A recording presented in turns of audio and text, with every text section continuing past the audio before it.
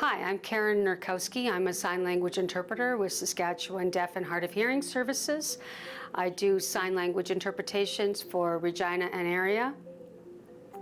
I have been interpreting the press conferences for all of the COVID briefings since COVID started last year in March, here in Regina anyway. And I've been interpreting those briefings for the deaf community. Anything that is a live feed doesn't have closed captioning, and so the deaf community was not able to hear and to see the information during the live briefings, and so they hired the interpreter so the deaf community could get up-to-date information.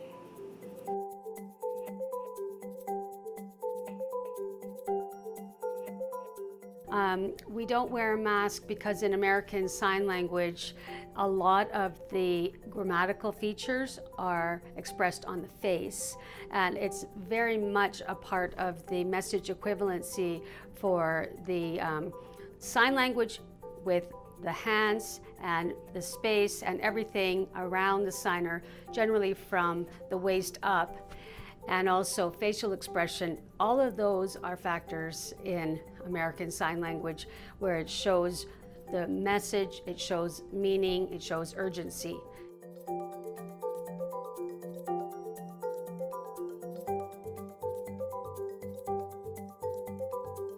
It's not really an option for American Sign Language to cover your face if I want to do the job correctly.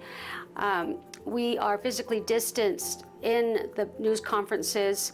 I'm the only one there without a mask, and it's a very low risk, and we made that decision because of those reasons.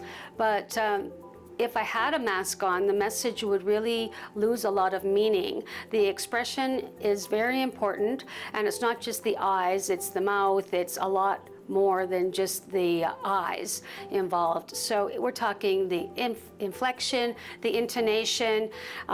It really misses a lot of information if you sign without expression on your face, and the meaning gets distorted and the meaning really gets lost without the facial expression.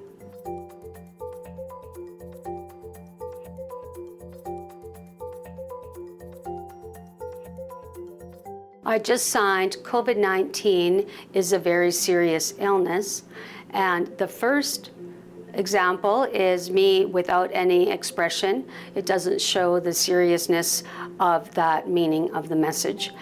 And the second example, I added the facial expression, and it shows the seriousness and the urgency of the sentence, and that message should be listened to.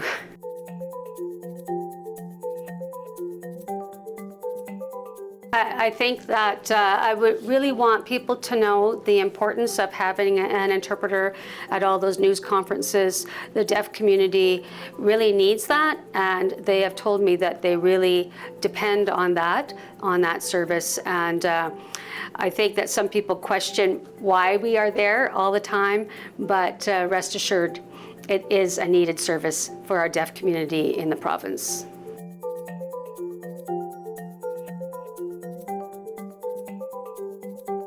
I have some Canadian statistics. 1 in 10 Canadians have some degree of hearing loss.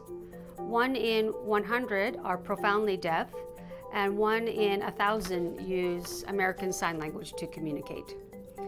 And how many people use my services when they watch the news conference? That's impossible for us to predict. There's a lot of deaf people out there that we don't even know about.